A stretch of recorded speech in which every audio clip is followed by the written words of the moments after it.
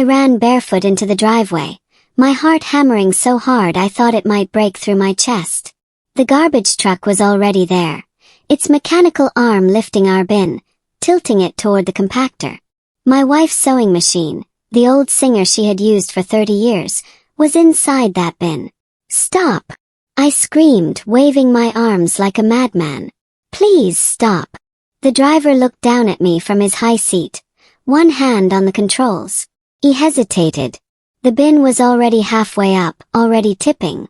I could hear things sliding inside, metal scraping against plastic. My name is Sean. I am 61 years old, and that Thursday morning in October, I watched my wife's most precious possession about to be crushed into trash. The driver hit the brake. The mechanical arm froze mid-lift. But the bin kept tilting. I heard a crash, the sound of something heavy hitting the bottom. "Sir, you okay?" The driver called down. Could not answer. Could not breathe. Because inside that bin was not just a sewing machine. Inside was something my wife had hidden for years. Something someone else desperately wanted. And I had just let my daughter-in-law throw it away. That was just junk. My daughter-in-law Vanessa stood on the porch, arms crossed, her face a careful mask of innocence. But I saw it. The flicker of something else behind her eyes. Not guilt. Calculation. Junk. I turned to look at her, still breathing hard from running. That was Miriam's sewing machine. She used that machine for 3 decades. Vanessa shrugged, her perfectly manicured hand waving dismissively. I was trying to help Sean. The house is so cluttered since she passed. I thought you would appreciate someone taking initiative to clean things up. She said it like she was doing me a favor. Like throwing away my dead wife's belongings without asking was an act of kindness. The garbage truck driver climbed down, walked to the bin, started pulling things out. I watched him, my mind racing. This was not an accident. Vanessa had been in my house for 3 months. 3 months of casseroles and sympathy and helpful organization. 3 months of slowly taking over. And now this. Why the sewing machine specifically? I asked quietly. Vanessa's eyes widened just a fraction. Just enough. What do you mean specifically? I was cleaning the whole garage. It was just old stuff. But I remembered now. I remembered what Miriam had told me years ago. What she had shown me. What was hidden inside that machine. Let me take you back. 3 months ago. 2 weeks after Miriam died. I was sitting in our kitchen, staring at coffee I could not drink, when the doorbell rang. It was Vanessa, my son's wife. Arms full of covered dishes. Eyes bright with concern. "I thought you might need some help," she said, letting herself in before I could respond. She had always been like that. Friendly. Pushy. The kind of person who knew exactly how to seem helpful while slowly taking control. "I brought lasagna," she continued, setting everything on the counter. "And I was thinking maybe I could help you sort through some of Miriam's things. I know it must be so hard to do alone." At the time I thought it was kind. Grief had turned my brain into fog. I could barely function. So I said yes. And Vanessa started coming over every day. Organizing. Sorting. Suggesting what to keep and what to donate. Everyone in the family praised her. "Vanessa is such a blessing," my sister said. "What would you do without her?" But now, standing in my driveway watching a stranger dig through my garbage, I realized something. Vanessa had never asked about anything else. Not Miriam's books. Not her jewelry.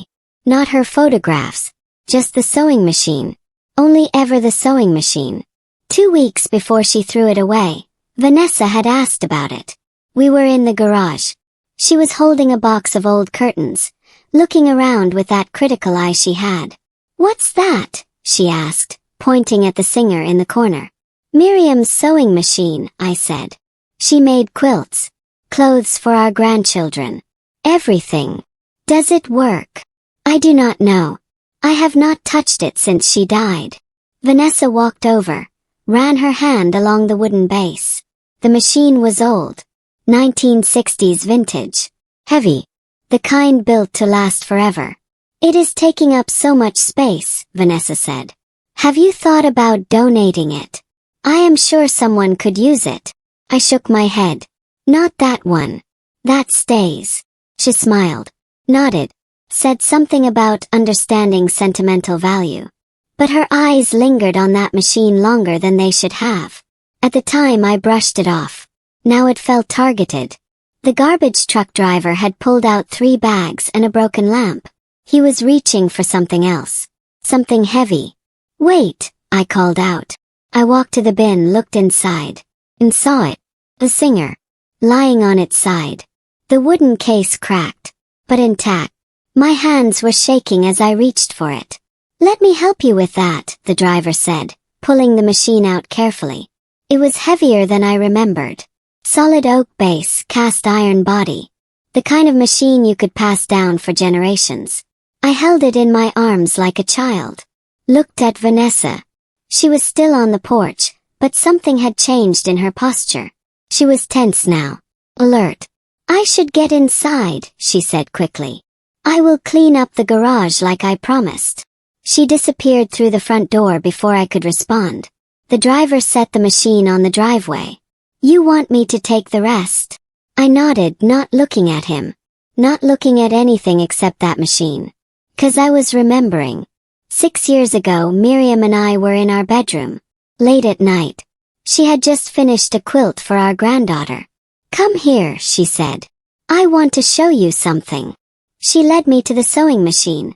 Ran her hands along the wooden base. Pressed something. Clicked something. And a panel I had never noticed before popped open. A hidden compartment. Inside was something wrapped in oilcloth. What is that? Asked. Miriam smiled. Insurance, she said. Just in case. I never asked what it was. Never looked inside. Miriam closed the panel and made me promise I would never tell anyone about it. Not even family. Asked. Especially not family, she replied. Now I needed to know if it was still there. I carried the machine inside through the back door, avoiding Vanessa. Set it on the kitchen table. Ran my hands over the wood, looking for the trigger Miriam had pressed years ago. My fingers found a small groove. A barely noticeable indentation. Pressed. Nothing. Pressed again. Harder. Still nothing. Had I remembered wrong? Or had someone already opened it? Lydia! Vanessa's voice from the hallway made me jump. I turned, positioning myself between her and the machine. Yes. I am so sorry about the mix-up, she said, walking into the kitchen. Her eyes went straight to the Singer. I really thought it was okay to throw out. You said you did not want to deal with Miriam's things right now. I never said that. You implied it, Vanessa corrected smoothly. When I mentioned clearing the garage last week, I did not remember that conversation. But then I did not remember a lot from the past 3 months. Grief did that. Made everything fuzzy. Made you doubt yourself. Well, it is back now, I said. Vanessa nodded. Smiled. But she did not leave. Just stood there, looking at the machine like she was waiting for something. You know, she said carefully. My grandmother had a machine like that. I always wanted to learn quilting. Maybe you could teach me. Maybe, I said. Right now I need to rest. Left. But only after one more long look at the Singer. The next day, I woke up to find Vanessa in my kitchen making coffee. She did that now. Let herself in. Made herself at home. Good morning, she said brightly. I brought muffins. I sat at the table, watched her move around my space like she owned it. Vanessa, why did you really throw away the sewing machine? She froze for just a second, hand hovering over a coffee mug. I told you. I thought it was junk. And I told you it was not. So why did it end up in the trash anyway? She turned, faced me. Her smile was still in place, but it did not reach her eyes. Are you accusing me of something, Sean? I am just asking a question. A question that sounds like an accusation, she replied. Look, I know you are grieving. I know this is hard. But I have been here every day trying to help you. Maybe instead of questioning my motives, you could show a little gratitude. She walked out. Left me sitting there with muffins I did not want. But I noticed something. She left her phone on the counter. I should not have looked. I knew that. But I did. The screen lit up with a message preview. Unknown number. Did you find it? I set the phone down carefully. Exactly where she left it. And I waited. Vanessa came back 20 minutes later, grabbed her phone without looking at me, and left. I waited until I heard her car pull away. Then I went to the garage. If the machine had been in the trash, what else had she thrown away? The garage was nearly empty. Boxes I had specifically asked to keep were gone. Miriam's quilting supplies. Her fabric collection. Photo albums I had been meaning to sort through. All missing. But in the corner behind an old ladder I found something. A bag Vanessa must have missed. Inside were Miriam's quilting notebooks. Patterns. And something else. A receipt from a storage facility dated 3 weeks ago. For a unit rented under Vanessa's name. I folded the receipt carefully and put it in my pocket. That afternoon I drove to the facility. It was 15 minutes from my house. No security cameras that I could see. Unit 47. I did not have a key. But I had eyes. And I saw Vanessa's car parked 2 units down from where mine would be. I watched from my car as she opened Unit 47, pulled something out. Something large and rectangular. Covered in a sheet. She looked around like she was afraid someone might see her. Then she loaded it into her trunk and drove away. I waited 5 minutes. Then I drove to the rental office. I am Lydia Bennett, I told the woman at the desk. My daughter-in-law Vanessa rented a unit here recently. I need to access it. The woman looked skeptical. Do you have authorization? It is a family unit, I lied smoothly. For estate items from my late wife. Vanessa handles the paperwork, but I am the primary account holder. She checked her computer. Frowned. I show the unit rented to Vanessa Pierce 3 weeks ago. Cash payment. No other names on the account. 3 weeks ago. Right after she started coming to my house every day. Is there any way I could? I cannot give you access without her written permission, the woman cut me off. Company policy. I thanked her and left. Sat in my car thinking. Vanessa had rented that unit 3 weeks into helping me grieve. She had been removing items from my house, storing them somewhere I would not find them. But why? What was she looking for? I thought about Miriam's old quilting friend, Patricia. They had been close for 40 years. If anyone knew what Miriam had been hiding, it would be her. I drove straight to Patricia's house. Patricia opened the door, her face lighting up when she saw me. Sean. Come in, dear. I was just thinking about you. We sat in her living room surrounded by quilts she and Miriam had made together. Kiporti. We talked about nothing for a few minutes. Then I asked, Patricia, did Miriam ever talk to you about the sewing machine? The singer. Her face changed, became careful. Why do you ask? Because my daughter-in-law threw it away. And now I think she is searching for something. Patricia set down her teacup slowly. Sean, your wife did not trust everyone in that house. What do you mean? After she got sick, Miriam told me something. She said she had discovered something that could ruin someone in the family. She would not tell me who. But she said she kept proof somewhere safe. My heart started pounding. In the sewing machine. She never said specifically. But she did say, if anything feels wrong after I am gone, check the places nobody else would think to look. Where else would Miriam hide something important if not in her most prized possession? I drove home with my hands shaking on the wheel. That hidden compartment. Miriam had not just been protecting fabric tools. She had been protecting evidence. That night, I pulled out Miriam's will. I had read it dozens of times since she died, but never really paid attention. Most of it was standard. The house to me. Her retirement account split between our 2 children. Savings divided among grandchildren. But there was a section I had always found odd. A list of assets that should have been there but were not. The antique desk her mother left her. The coin collection she had been building for decades. Her grandmother's jewelry. I remembered those things. Remembered her showing me the jewelry just before she got sick. Remembered her talking about passing the coin collection to our grandson. But according to the will, they did not exist. At the time I thought maybe I had remembered wrong. Maybe Miriam sold them before she got sick. Maybe they were lost somewhere in our cluttered house. Now I wondered if there was another explanation. Someone had taken them. And Miriam had known. The next morning Vanessa appeared at my door again. This time with breakfast. I felt bad about yesterday, she said. I should not have gotten defensive. You are dealing with so much. I let her in. Watched her set out pastries and fruit. Vanessa, do you remember Miriam's antique desk? The one her mother gave her. She blinked. The old writing desk. I think it is in the garage. It is not. I looked. Oh.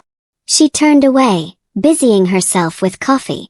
Maybe it was donated. Maybe. Pause. What about her coin collection? Coin collection. Vanessa's voice was too casual, too careful. I do not remember seeing that.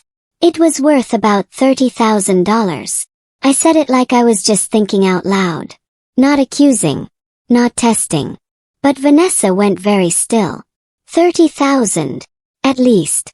Miriam showed it to me months before she died. Coins from her grandmother. Some from the 1800s. Very valuable. Vanessa set down the pastry she was holding. Well, maybe you should check the sewing machine. Miriam kept a lot of things in that garage. Funny you should mention that, I said. I have been trying to open it. See if anything is stored inside the case. But I cannot figure out the latch. 'Twas a lie. But I wanted to see her reaction. Vanessa's face changed. Just for a second. Fear flickered across her features before she caught herself. I could help you look, she offered. I am good with old machines. That would be wonderful, I said. And I let her search. I watched Vanessa examine every inch of that sewing machine.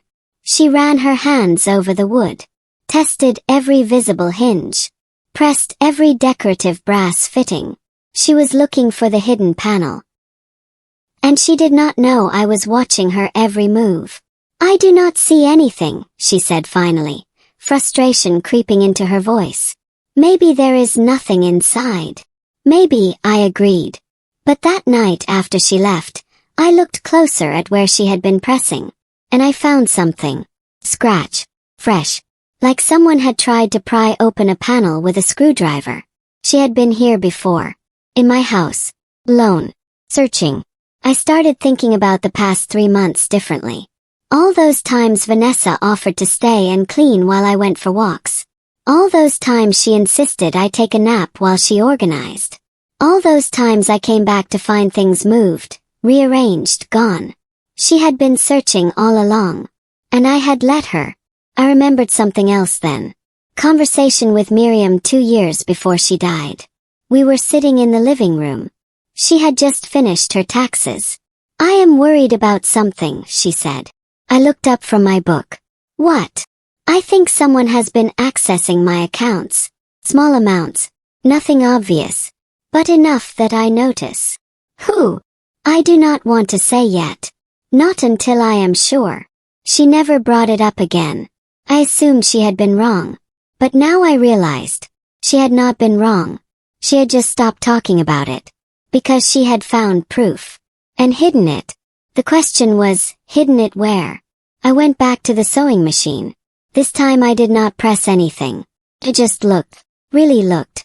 The wooden base had decorative carvings. Flowers and vines. One of the vines seemed slightly different than the others. Deeper. Like it had been carved separately. I ran my finger along it. Felt a small bump. Pressed. Something clicked. A drawer I had never seen before slid out from the side of the base. Inside the hidden drawer was a key. Silver. The kind that might fit a safety deposit box.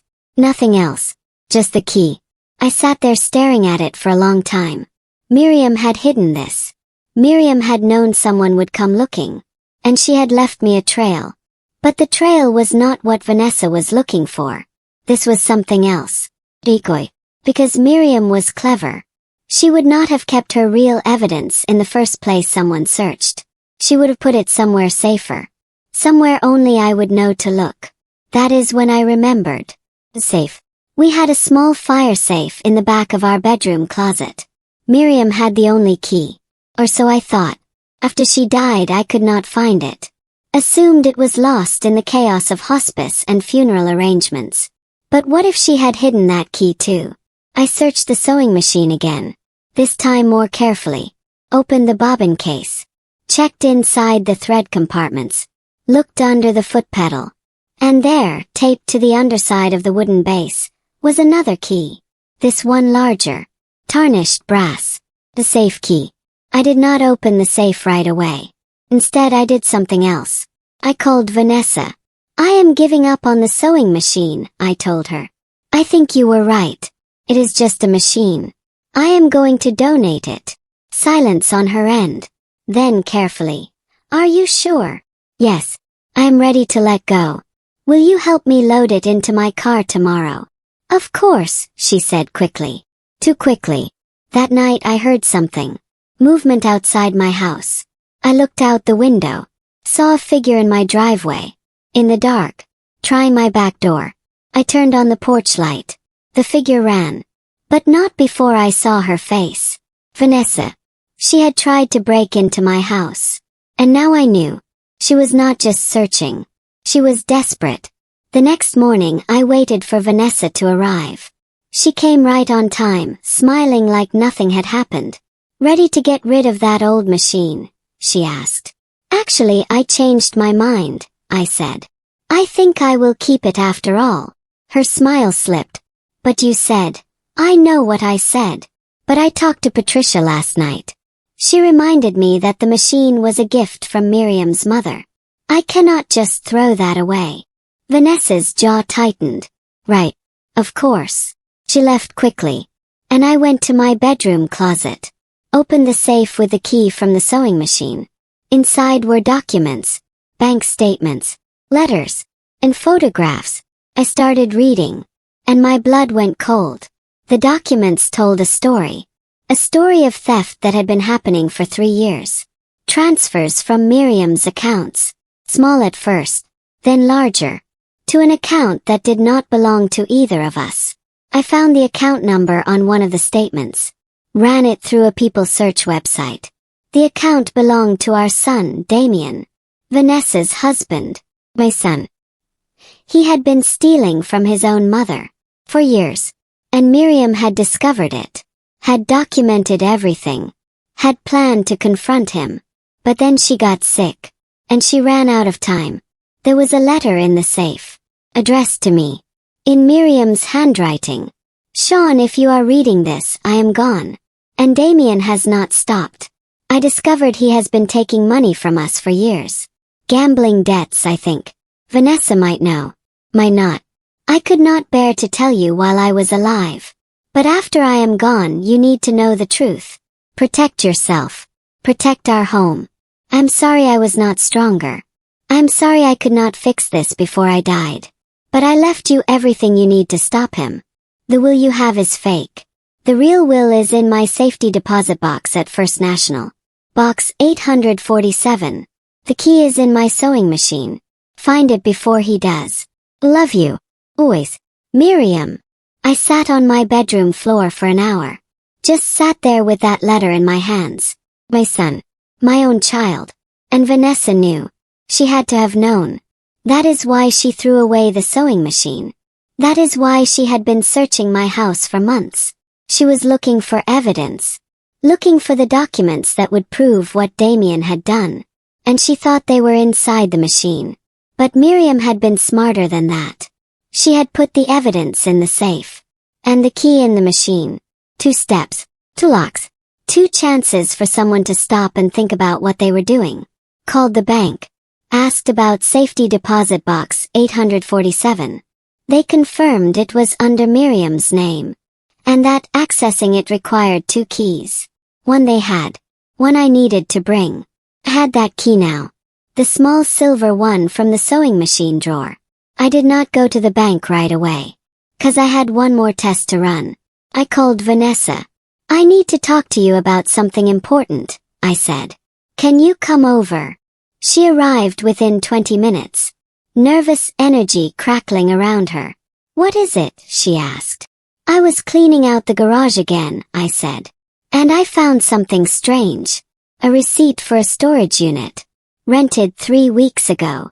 Her face went white. "I do not know what that is. It has your name on it, Vanessa. Someone must have stolen my identity." "Really?"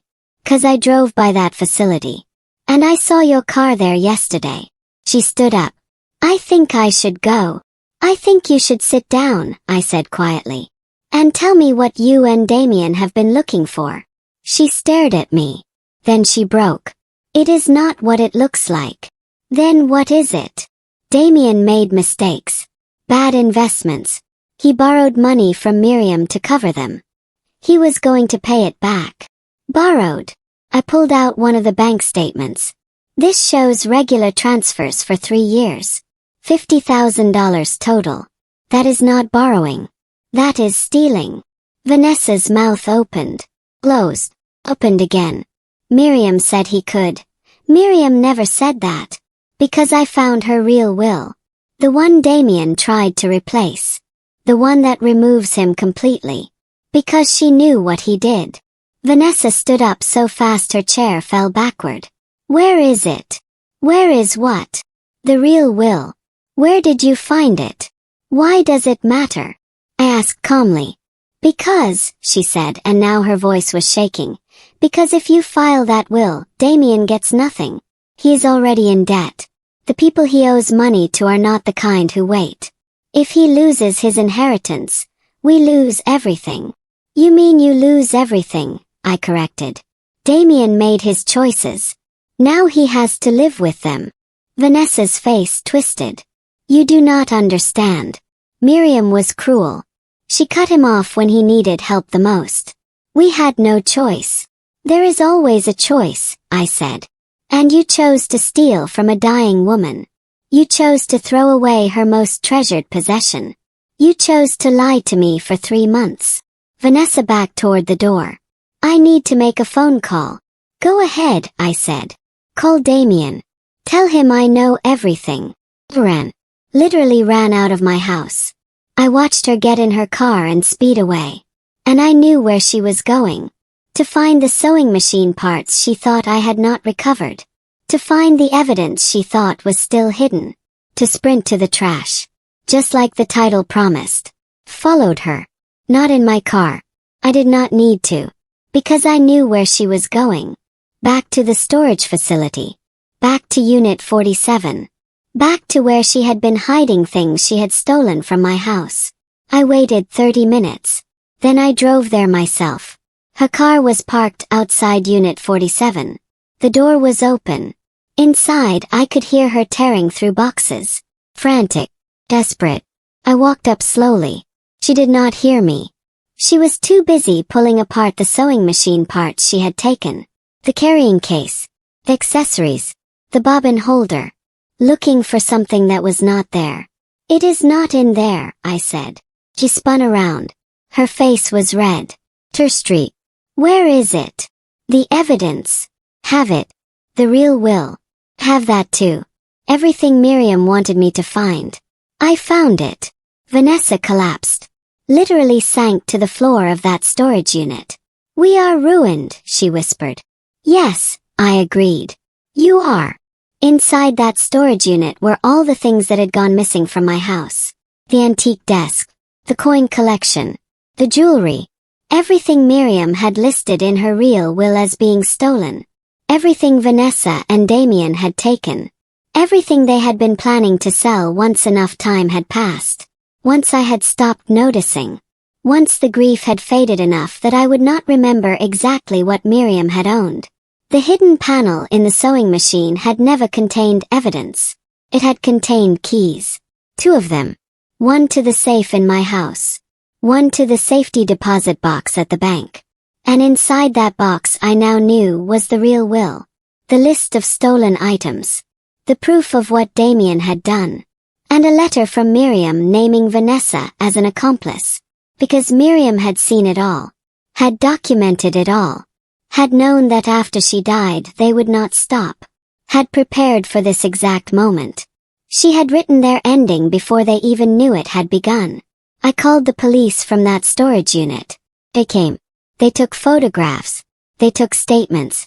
They arrested Vanessa for theft and fraud. Damien was arrested at his office.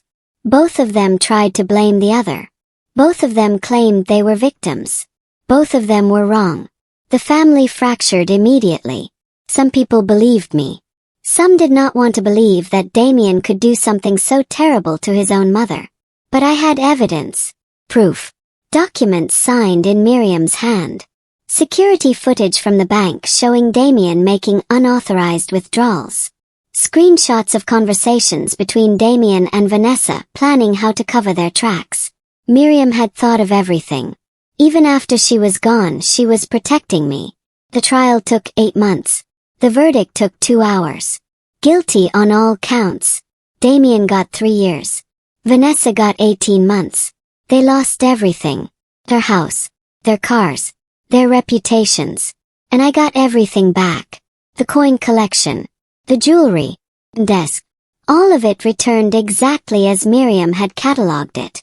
So here is what I learned. What I want you to understand. Miriam knew she was dying. She knew Damien was stealing. And she knew that after she was gone, it would get worse. She could have confronted him while she was alive. Could have stopped it then. But she also knew something else. She knew that if she confronted him too soon, he would hide the evidence. He would get better at covering his tracks. So she waited. She documented. She built a case so airtight that no one could deny what he had done. And she hid that case in the one place she knew I would eventually find it. The sewing machine. The thing Vanessa thought was junk. The thing they threw away without thinking. Was the key to their destruction. And if Vanessa had just left it alone, if she had never thrown it in that trash bin, if she had not panicked and sprinted to recover it when she realized what it might contain, she might have stayed hidden. She might have gotten away with it. But she did not.